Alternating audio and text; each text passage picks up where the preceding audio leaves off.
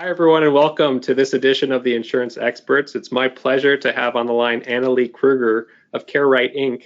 She's an expert in creating an aging plan for her clients, and I wanted to ask her about some of the stories that she's experienced recently. So, Annalie, first, tell us a little bit about your business. Sure. Thank you, Mark. Sure. My company is called CareRight Incorporated. I work with families across the country in developing an aging plan. And it's typically the burned out daughter who calls me because she isn't sure what she should be doing, but she knows that what she is doing is not sustainable. So I heard you put together aging plans and also kind of crisis plans for people that are already in crisis. Tell us a little bit more about like the crisis planning process. Yeah, the crisis planning process is it can be a lot more complicated and tricky because by the time families come to me and they're in crisis, their relationships with each other are strained. Um, it gets expensive to do crisis care and crisis management. And also, unfortunately, when families wait until their parents are in a medical crisis, their parents don't have always the best quality care options available to them.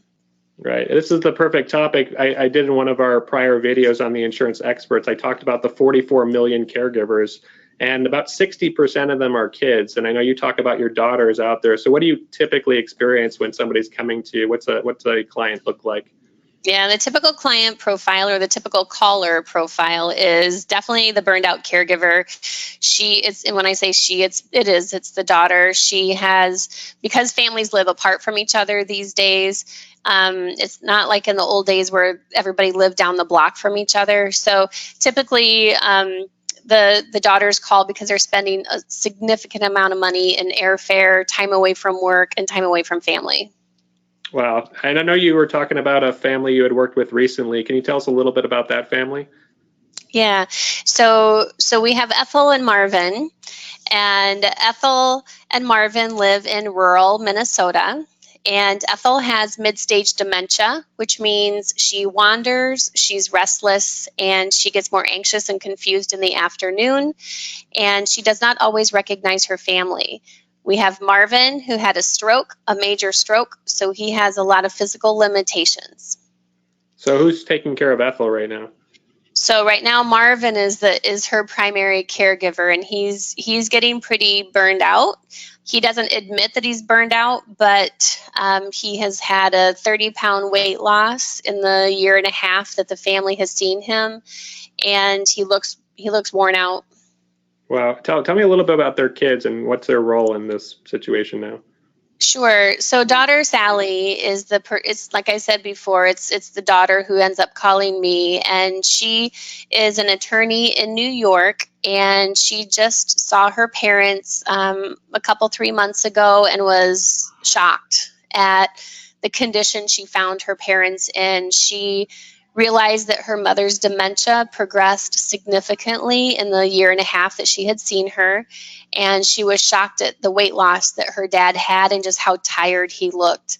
Sally stayed there at the farmhouse for the 4 days that she was there, so she got a pretty good visual and a good experience of what her dad is going through every day and can understand why he's burned out. Wow. Does Sally have any siblings? So Sally does. So Sally has a brother, John, who's a business owner in Washington. But however, John has a special needs son. And so when John's not working on his business, he's tending to his special needs son. They also have a sister, Tracy, who is a dental hygienist in North Carolina. The obstacle there is that Tracy doesn't have a lot of money, and she only gets 2 weeks of vacation a year. And so she's not as attentive, and she can't afford to keep flying back and forth to Minnesota. So who reached out to you to help them put together this plan for this crisis plan? Sure. So daughter Sally, the attorney in New York, because she's the oldest daughter, so they tend to rely on her the most, and she's an attorney. So when a family has an attorney and the oldest sibling, oldest child, they tend to get the most of the calls. So Sally called me because she had just spent 4 days with her family, her parents, and was telling a coworker about how blindsided she was about how poorly her parents were doing. She was shocked by that. So when you came in there, what plan did you help the family develop? So we did a comprehensive aging plan. So I leverage technology to meet with families all across the country, and I do an assessment of Ethel and Marvin of what's working well, what's not working well, what are your goals as you age. Obviously, they always want to stay at home and age in place at home. We talk about what that really ends up looking like, especially if you have a spouse with dementia who is starting to wander out of the house. And with Marvin's stroke limitations, with his mobility limitations, he can't like run out after her anymore. Right. So we talk about what that really looks like, that aging in place really looks like. We also talk about what their financial picture is. We can't put a plan together if I don't know how much money we have to work with. Right. So what did their care look like? How much did it cost? And did they have the resources to pay for that? They did have the resources. What we did with an aging plan is kind of a multi-prong approach. So multi-prong approach meaning we need to figure out what does this family need now in house for services to keep them safe and healthy.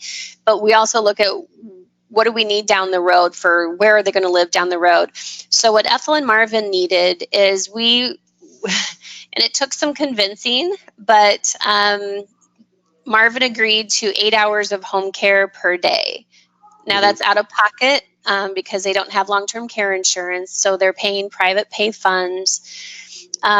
Because I am a neutral third-party person, Marvin opened up a lot about really what his day-to-day living is like and how really he doesn't have the best quality of life because he's doing all of his other roles in the family, plus now he's got to oversee Ethel's care and schedule doctor's appointments and get her to those appointments and stuff. So part of that services that they have with me is I help coordinate their care and put that aging plan in place and make sure that it's working well for them. How much did it cost approximately, the home health care?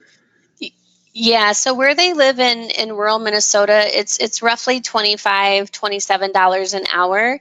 And so they're getting 8 hours of care during mostly the daytime.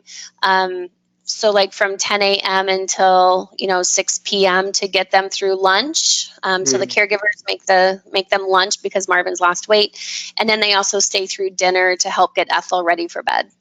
Okay, so roughly about $200 a day, $6,000 a month, and right.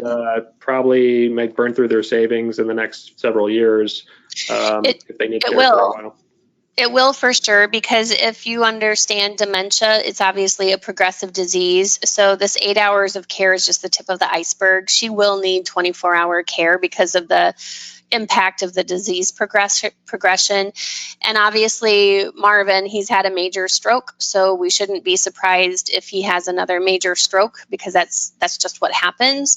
So at some point, both of them will need 24-hour, 7-day-a-week care.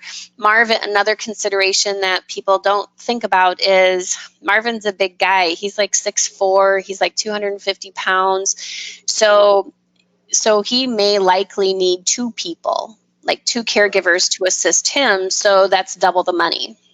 Right, or they might need a facility and it might be more expensive at some point later on in their care progression.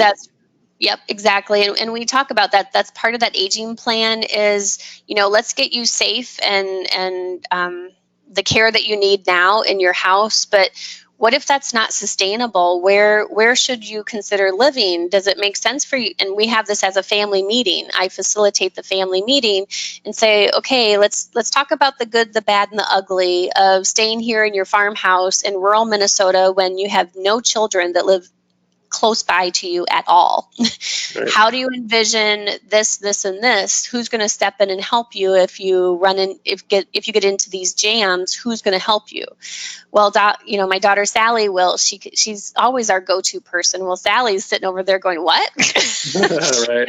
Families don't talk about this, and she's like, "Dad, I can't do this. I'm still active in my career, and I can't shell out $3,000 a month every time there's a medical issue with you to jump on an airfare, jump on a plane." So. Right. Given how difficult it was for the kids, do you think they're going to put together a plan for themselves, maybe an insurance plan when they're Oh, older? they absolutely will, because when I do the family meeting and we talk about, okay, in this case, Ethel and Marvin, if you can't stay here at the house, we need to explore like levels of care, continuing care, retirement communities, or assisted living. And we talk about how much that costs. And when we put that plan together, we talk about, okay, let's do a community matrix, which CareRight does the background checks on all these facilities.